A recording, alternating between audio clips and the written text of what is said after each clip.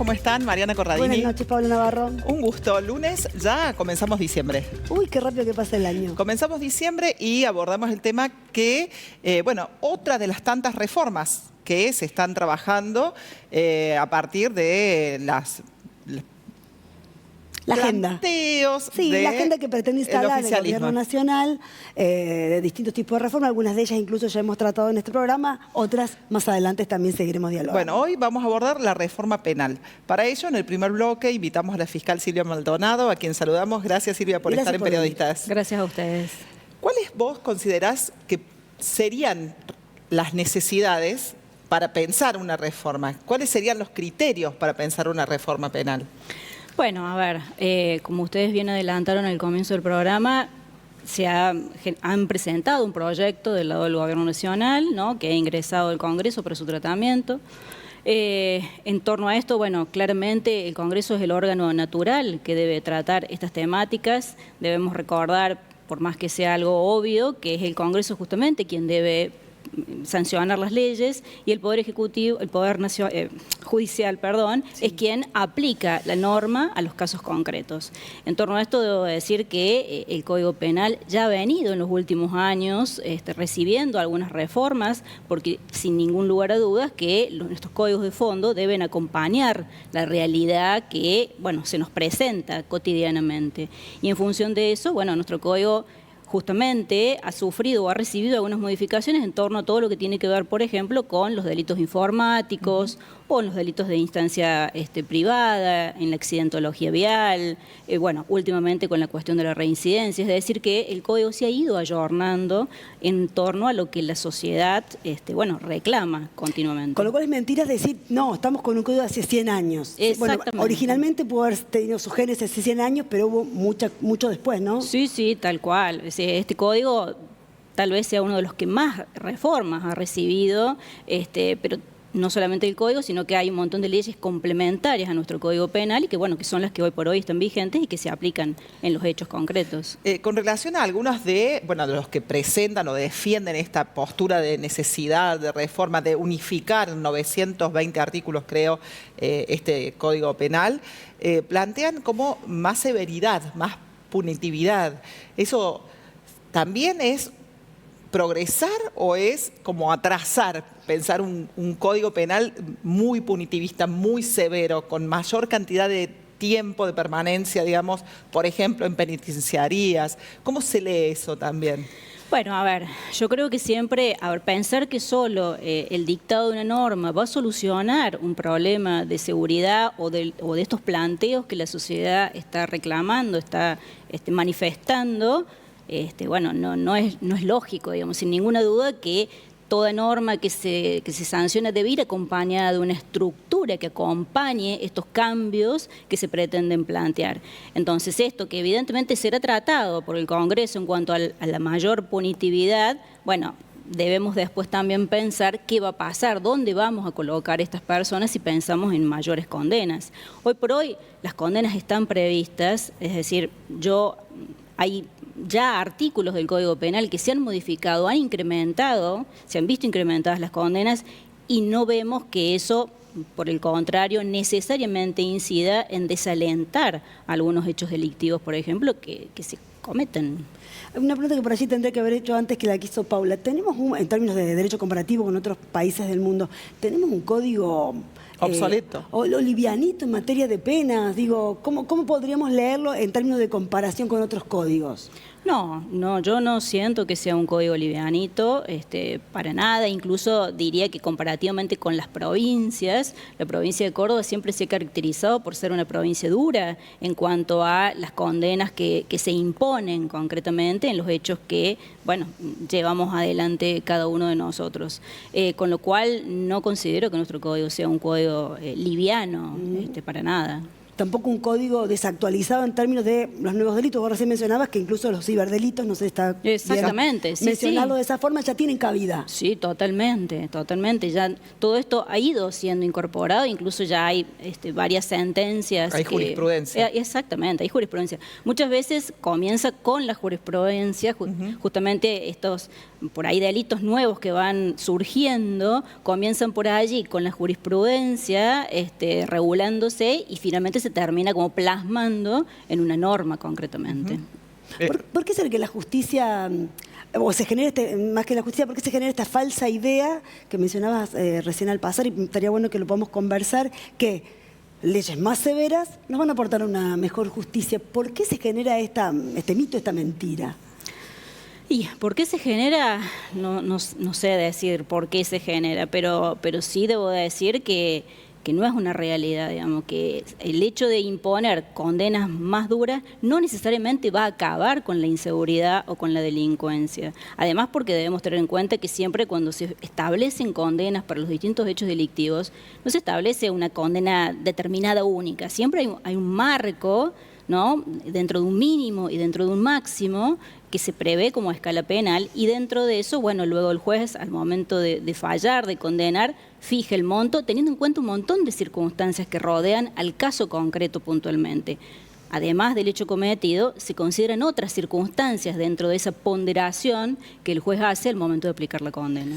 Con relación también a lo que se plantea es, bueno, se incorporan algunas figuras vinculadas a las familias o a las violencias, pero que en realidad también ya existen en Argentina y hay mucho de eso, comparativamente, sí, como dice Mariana, con otros países. Sí, sí, totalmente. Es más, podemos decir que hoy por hoy hay un alto índice de hechos y de personas que están privadas de su libertad y que tienen que ver con delitos cometidos en el marco de lo que se conoce como violencia familiar o violencia de género. Es decir, esto ya está contemplado por nuestro Código Penal y por todas las convenciones, además internacionales, que nuestro país ha adherido a través de su Constitución.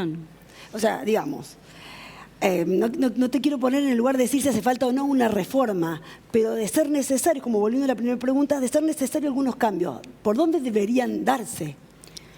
Mira, yo creo que seguramente todo lo que tiene que ver con los delitos sexuales, todo lo que tiene que ver con los delitos informáticos, además, seguramente ya hay figuras implementadas, tipificadas en el Código Penal en torno a esto, pero siempre la realidad nos supera y siempre van surgiendo nuevas modalidades y que seguramente tienen que ser obviamente contempladas, pero además de ser contempladas en una norma que lo tipifique dentro del Código Penal, debe esto también ayornarse en la fase investigativa, por ejemplo, dotando de, conocimientos a expertos y demás, que es muy necesario. La cuestión de los recursos, que hoy por hoy generalmente todas las instituciones también, ¿no?, nos vemos un poco golpeadas en ese sentido. ¿Puedo parar un ratito ahí? ¿Cómo se aprende a investigar? Me gustó la investigación. ¿Se aprende a investigar? Y sí, se aprende. Creo que la experiencia, sin ninguna duda, va ayudando, ¿no? Cómo se van generando los hechos, quién cometió, quién dijo, buscando testigos. Hoy por hoy, la ciudad que cuenta con muchas cámaras, por ejemplo, son un elemento muy importante tenido en cuenta a la hora de la investigación. Los teléfonos, que si bien a veces nos juegan en contra, porque también se van cada vez modernizando más, pero bueno, también muchas veces marcan una ruta, ¿no?, que nos sirve a la hora de investigar. Silvia, hay una pregunta. Cuando vos decías recién, no por mayor cantidad de años para aplicar una pena, también tiene que ver con una emocionalidad de época en donde pareciera que todos están pidiendo mayores penas. O sea, hay más odio, más resentimiento. ¿Eso se nota, digamos, en el pedido, digamos, a la justicia? Sí, claramente. Pero bueno, también hay que nosotros, como integrantes del Poder Judicial, debemos poder aislarnos de estas cuestiones tan emocionales y debemos, obviamente, actuar con objetividad, con prudencia, aplicando en el caso concreto, porque si nosotros nos contaminamos de esas emociones, obviamente ya perdemos nuestra objetividad. Con lo cual, nosotros justamente nuestra tarea delicada es en torno torno a eso, ¿no? En de ser lo más objetivos posibles en la aplicación de la norma.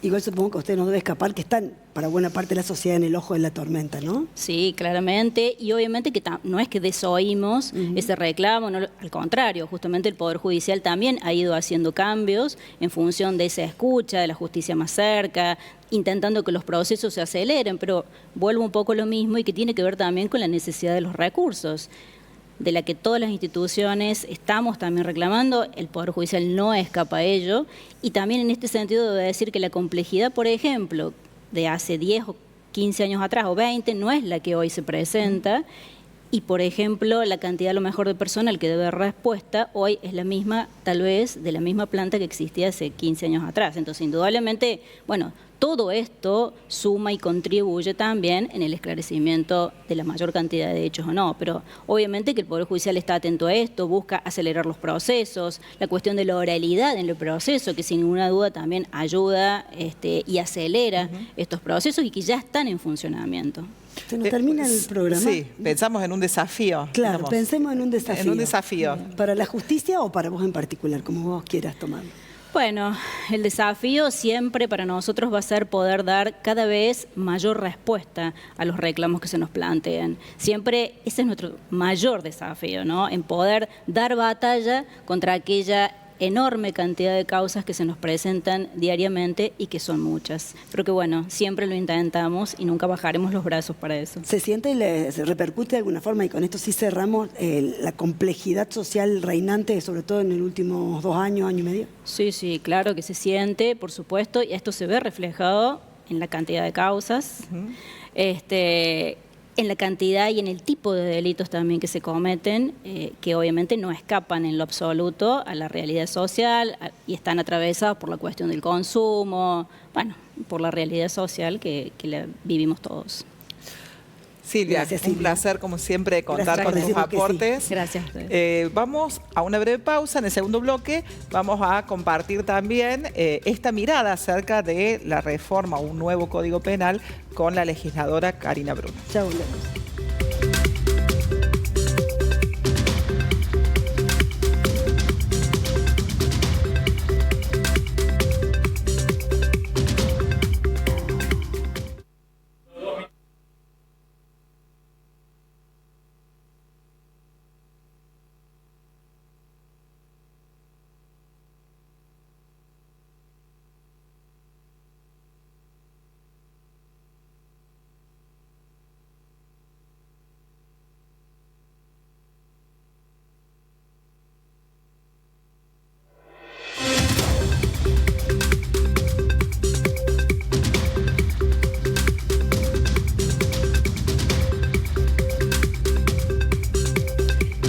Bloque, seguimos hablando de reforma penal. Recién escuchábamos a la fiscal de instrucción Silvia Maldonado. No quise decir el turno porque me voy a equivocar seguro. Y ahora tenemos aquí en nuestros estudios a Karina Bruno, legisladora provincial. Karina, gracias por sumarte a este debate que pretende ser muy constructivo. Repetimos la pregunta con la que empezábamos con Silvia el primer bloque. ¿Hay necesidad de una reforma? Si hay que reformar, ¿qué habría que reformar? ¿Cuál es tu mirada de esta iniciativa? A ver, creo que hoy la justicia en términos generales, en derecho penal, está resolviendo algunas cuestiones con figuras generales o tipos penales generales, con la modernidad o con el avance social de algunas cuestiones. ¿Cómo sería eso? La tecnología, el acoso, el ciberacoso. Después hay otras cuestiones como imprescriptibilidad de ciertos delitos o las cuestiones que también resuelve con los tipos generales que tienen que ver con las cuestiones de violencia familiar o cuestiones intrafamiliares. Quizás si vos me decís, hace falta capítulos en el Código Penal que sean específicos para que en todo caso no quede librado a la jurisprudencia o la interpretación cómo resolverlo, es algo positivo. Me parece que cualquier avance en términos de legislación que tiende a resolver y simplificar, yo digo que todo aquello que sirva para simplificar el derecho y acceder mejor a la justicia es positivo. Me parece que ese tiene que ser el parámetro y sobre eso, ¿qué abordamos para reformar? Ahora, si es imprescindible, no. Si resuelven unas cuestiones que algunos dan por sentado, tampoco. Pero bienvenido el debate, siempre es necesario y cuanto más miradas tenga y también si, como se dice en este proyecto porque estamos hablando un poco de esto, del Gobierno Nacional, acerca de una gran reforma, me parece que debe ser acompañada del mayor consenso posible y el mayor bagaje doctrinario y de cabezas jurídicas más amplio posible y de todos los sectores, que Argentina los tiene y muy buenos, que Córdoba en particular los tiene y sobrados, porque me parece que debe ser una buena norma que salga, porque son normas que, más allá de la antigüedad que tiene nuestro Código Penal, han sido reformados un montón de veces, han sido complementados y tenemos que hacer una norma a futuro que también sea simple para la gente y además después acompañarlo de todo lo otro que hace falta cuando uno toca una norma, ¿no? Claro, porque tiene que ver también con lo que hablábamos antes fuera de cámara, con lo técnico, ¿no? Sí. Cómo aplicar después una norma. Lo decía recién la fiscal, con las personas que van a estar en el procedimiento de la aplicación y luego cuando esté una sentencia, digamos, en el cumplimiento, ¿en dónde? En lo edilicio, en los servicios penitenciarios, en las formas, digamos, de reinserción que después esas personas también tienen que llevar adelante. Toda norma que vos toques, y estamos hablando específicamente de derecho penal, conlleva un efecto. Y ese efecto es cómo lo aplica la Administración de Justicia, qué hace el sistema penitenciario. Estás tocando una norma de fondo que después tiene consecuencias en las normas procesales que son materia provincial, digamos. Hay todo un abanico de cosas que se abren y que si no las pones sobre la mesa en ese momento, podés generar el efecto contrario al que buscás, que es que solucionar algunas cuestiones que hoy no tienen respuesta o que la respuesta es insuficiente. Con lo cual, por eso digo, tiene que ser una discusión que no debe apurarnos, más allá que tenga una lógica de legislación, que ingrese un proyecto, pero que no debe apurarnos, que tiene que tener mayor consenso, que hay que sentar a todos los actores en la mesa y donde la justicia tiene una opinión relevante, ¿no? Pero son temas que vos tocás y son sensibles porque es como una pieza de dominó que vos activás y si no podés prever a dónde lo llevas, la consecuencia a veces... Lo más paradigmático que siempre traemos a colación fue el momento Bloomberg, donde se generó una reforma que parecía que solucionaba cuestiones de seguridad que no lo fueron, porque lo peor que nos puede pasar es reaccionar espasmódicamente a las situaciones. Por eso tiene que ser una reforma consensuada, de fondo, profunda, con mayor bagaje posible, para que después la realidad la sostenga. Antes de un proyecto que presentaste vos este año en Córdoba, me gustaría recuperar, lo hablábamos también fuera de cámara, vos mencionaste, a ver si no me trabo, desideologizar cualquier tipo de reforma, ¿no? Sí, en general lo creo, pero en materia penal aún más, porque toca aristas muy sensibles, del aspecto que vos quieras. Entonces, tiene que ser con la doctrina, con la jurisprudencia. Hay que aprovechar la frondosa jurisprudencia que ha ido marcando pautas y que ha ido resolviendo, complementando, porque nosotros no tenemos un sistema que la jurisprudencia te resuelve el tipo penal, pero los criterios jurisprudenciales a la hora de aplicar la norma han ido ayudando a llevar cómo interpretar y cómo se aplica. Entonces, tampoco podés dejar de lado eso, porque también es como la realidad va operando. Ahora, claramente, siempre digo, la realidad te va marcando los pasos. Entonces, esta debe ser una reforma que no puede estar planteada o motorizada desde la creencia o ideología personal, sino de lo que la sociedad necesita resolver y cómo los poderes pueden aplicar las normas y cómo se van generando cientos de efectos. Entonces, tenemos muy buena doctrina en Argentina, muy buena, y tenemos muy buena jurisprudencia. Como hay cosas que no se han resuelto bien, claramente, pero digo, en términos generales, y Córdoba ha sido pionera en muchísimos aspectos. Entonces, me parece que hay que sacarnos algunos preconceptos o algunas posturas ideologizadas para poder avanzar bien en concreto, porque en definitiva quien va a recibir la aplicación de esta norma es la gente, el acusado o el imputado, pero fundamentalmente la víctima. Que también en esta ecuación hay que ponerla y bien sobre la mesa, más allá de que tenemos una norma nacional y que jurisprudencialmente y los criterios internos de la Administración de Justicia hacen aplicar. Pero digo, no podemos perder de vista eso, entonces tenemos que despojarnos de algunas cuestiones e ir, no sé si la palabra es objetivo, pero sí tratar de que sea lo más sustentado posible en el criterio que se adopte. Y con relación a estas, de algunos de los ejes que se hablan, ¿no? De bajar la edad de imputabilidad, por ejemplo, o de la prescripción, porque La imprescriptibilidad de algunas causas, por ejemplo, vinculadas a corrupción, sobre todo precisamente por el manejo de la cosa pública. Digamos, algunas de esas cosas han sido dialogadas, como lo planteas vos, han sido planteadas o son este efecto espasmódico de decir, bueno, vinimos contra la casta, vinimos contra esto, orden y paz, que es, digamos, el mensaje, digamos, de quien, bueno, asume ahora, ¿no? Entiendo que ha habido una comisión que ha elaborado el proyecto, no sé cuán plural es la comisión, pero el Congreso tiene diversidad, entonces me parece que es el órgano natural y ahí se tienen que dar. Por eso digo que lo que no debe ser es una reforma apurada y cada representación legislativa deberá tener su análisis y podrá, digamos, enriquecer ese proyecto. Con la interconsulta, como decías vos. Sí, claro. Aparte nosotros somos cuna de universidades, tenemos un derecho penal que ha hecho huella y sigue marcándolo, y siempre lo insisto, Córdoba fundamentalmente, sobre todo en materia penal, procesal penal, Córdoba siempre estuvo delante del resto, siempre. Entonces, digo, me parece que hay que, parece una reiteración, pero me parece que es fundamental esto de no apurarse en querer decir que se está haciendo algo que va a resolver cuestiones que no va a resolver. El derecho penal llega cuando el hecho se ha consumado. Ahí se abre una investigación, después habrá un juicio y ahí habrá una condena y tendremos que ver qué tratamiento se le da a esa persona que se lo condenó y debemos ver qué derechos tiene que le asisten a la víctima. Pero todo eso cuando se sucedió. Claro. Si la cuestión es la seguridad o la inseguridad, depende como quieras llamarlo, es antes. Entonces, me parece que el debate es mucho más profundo. Entonces, si solamente buscamos efectos, nos vamos a quedar con el efecto.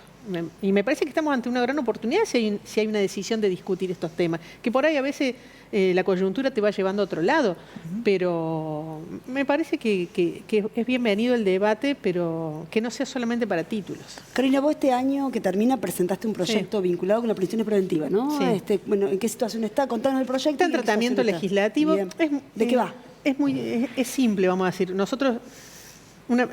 para evaluar acerca de la procedencia o no de la prisión preventiva, tenés que ver el monto de la pena, tenés que ver si hay peligro de fuga y tenés que ver si hay entorpecimiento de la justicia. Sí. Primando siempre el tema de la libertad. Ahora, con lo que nos da la realidad, a mi criterio, creo que debe incorporarse a la hora de valorar si una persona debe estar o no privada de libertad, cómo ha sido su conducta delictiva. Y no necesariamente eso implica una condena, sino si delinquió una vez, delinquió otra, volvió a salir, pero además en esa reiteración de delitos va subiendo. Primero robó una cosa, después la robó con violencia, después originó, digamos, y tenemos sobrados casos públicos, algunos y otros no. Entonces me parece que sí o sí, a mi criterio, debe ser una cuestión a valorar a la hora de otorgar o no la libertad, cómo ha sido la conducta delictiva de esa persona, que no necesariamente implica una condena firme o antecedentes penales de condena firme, sino cómo ha sido su reiteración y cómo ha ido escalando en esa conducta delictiva, cómo cada vez subía un poco más la vara porque iba probando y iba saliendo, iba probando y iba saliendo. Y aunque el delito a lo mejor le permitiera, yo creo que una persona que se la frena a tiempo ahí podemos tener el día de mañana otro efecto. Ahora, también debemos considerar qué hacemos con el sistema penitenciario y una realidad que claramente tiene una problemática que hay que abordar. Por eso, volviendo al principio, cualquier reforma que vos hagas, por eso la prudencia de uno no empujar un proyecto para que salga. No se trata de eso, se trata de que cuando salga, solucione, no genere problemas. Entonces, que tenga que tomarse el tiempo que sea necesario para si la norma realmente se hay que modificar en este aspecto que yo he planteado. Pero... claramente tiene que ver con esto, digo, de qué vamos a solucionar. El sistema penitenciario también es un emergente de una eventual reforma penal que hay que abordar. Y el régimen penal juvenil que necesita una adecuación. Yo comparto que hay una adecuación, que podríamos empezar a decir que la barrera que hay de 16 o 18 ya no debería existir más, digo, pero también tenés que ver qué haces con ese joven, que vos los vas a ingresar tempranamente a un sistema penitenciario común.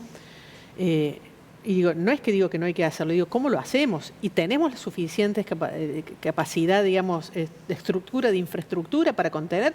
Bueno, son todas cosas que vos tenés que a la hora de tomar reformas analizar. Por eso una cosa es aquello que uno cree que debería hacerse y que hay que reformar o demás, pero también cuáles son las cosas posibles o qué tiempo te va a llevar a implementar para que el efecto sea el deseado y no el contrario. Sí, seguro que también lo que vos planteabas, ¿no? Esto de que es reclusión o puede haber otras formas, digamos, de penar esa conducta. Hay muchas alternativas Claro. hoy y también tiene que ver con el delito, con la proporcionalidad de la pena, con los derechos que vos afectás, con lo que la víctima opina. Digamos, el derecho penal hoy es rígido en cuanto a las figuras, pero la realidad te muestra que vos tenés que ser amplio a la hora de considerar cómo lo haces ejecutable, por decir una palabra común, porque es tan técnico esto, Claro. que a veces cuesta por ahí plantearlo en términos que sean simples, porque si no uno se le va el léxico jurídico y me parece que de lo que se trata de esto es de poder hablarlo y que lo entendamos todos simplemente. Pero digo, es rígido en cuanto a dónde podés moverte vos en configurar un hecho. Pero en otros hay que adaptarse a la realidad, sobre todo en qué haces con la persona que está siendo proceso. Pero además, insisto, con resaltar todo el tiempo y poner cada vez con más ejercicio de derecho, no porque no los tenga, sino con mayor ejercicio de derecho a la víctima. Nos tenemos que ir Bueno, a la pausa. vamos, gracias Gracias, Karina Bruno. por estar aquí con nosotras.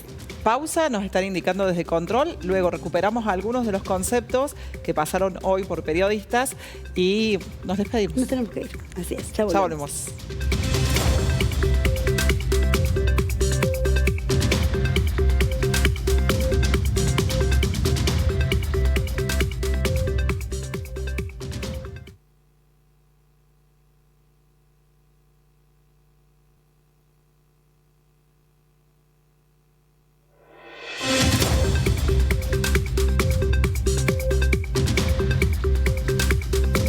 Solo tiempo para despedirnos y para marcar, creo que algo que ha quedado muy claro en este programa y en otros en que hemos hablado de distintas reformas. Cualquier reforma de cualquier materia que se quiera encarar necesita consensos y necesita grandes acuerdos, escuchando a aquellos que más saben sobre las distintas temáticas. Creo que eso tiene que ser una enseñanza que nos tiene que dar claro. Por supuesto, tiene que ver también con las palabras autorizadas que compartieron hoy en Periodistas estas posturas, con la fiscal Silvia Maldonado y con la legisladora Karina Bruno, a quienes agradecemos. También agradecer al equipo técnico de UniTV por este envío, por supuesto a Erika Fecia, a Andrea Peretti y a las chicas de Lilo. Repeticiones y ya. Las Termino. repeticiones pueden recuperar este contenido de Periodistas los días jueves y domingos a la hora 21:30 y también en nuestras redes sociales. Ahora sí, buena semana, gracias por acompañarnos. Gracias.